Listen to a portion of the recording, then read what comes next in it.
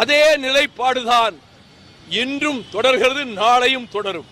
ஆனால் 1-2 ஏடுகளில் இன்று காலையில் கூட அபவாதங்களை, அப்பட்டமான பொய்களை மனம் கூசாமல், மனச்சாட்சி இல்லாமல், நேற்று தேமுதிக வந்து பார்த்தவுடன் மதிமுக வெளியேறும், அவர்கள் பிஜேபியோடு அதிமுகவோடு பேச்சை ஆரம்பித்து விட்டார்கள் என்று ஏதோ அவர்கள் பக்கத்திலே இருந்து லைட் பிடித்ததை போல, பக்கத்திலே இருந்து கேட்டதை போல, ஏன் இப்படி அபாண்டமான செய்திகளை ஒரு அரசியல் இயக்கத்தை குறிவைத்து தாக்குவதே உங்கள் மூல நோக்கமாக வைத்திருக்கிறீர்களே, என்ன கேடு உங்களுக்கு செய்தோம்?